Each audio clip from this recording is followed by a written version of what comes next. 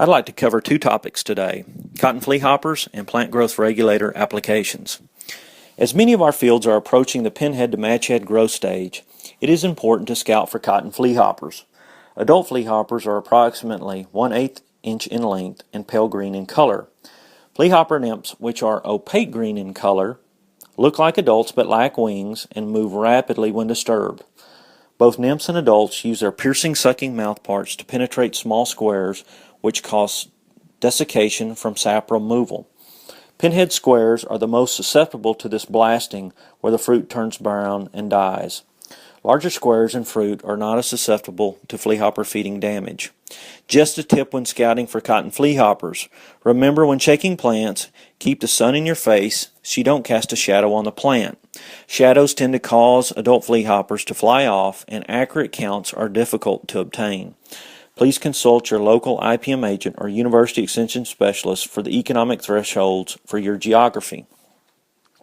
For those producers who have cotton that is growing rapidly due to available moisture and or a good fertility program, a plant growth regulator application may be necessary. One of the best indicators to determine if an application is necessary is to look at the internode links on the plant.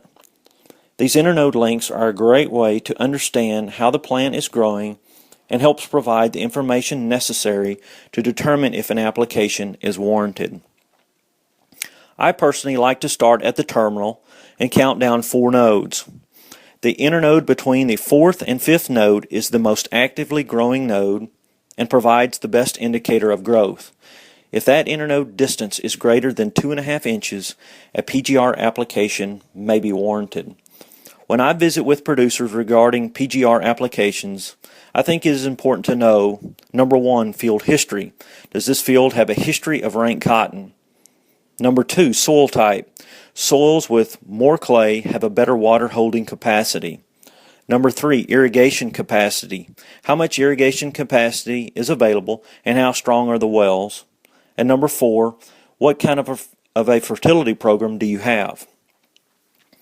With Phytogen 499, I've had the most success with multiple early applications with lower rates of PGRs. I typically like to see the first application at pinhead square and a second application, if necessary, at third grown square.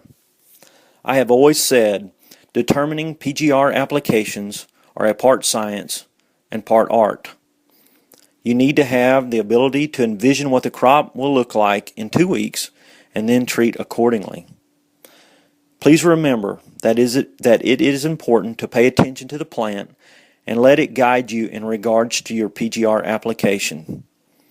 Thanks for choosing Phytogen, and until next time, good luck.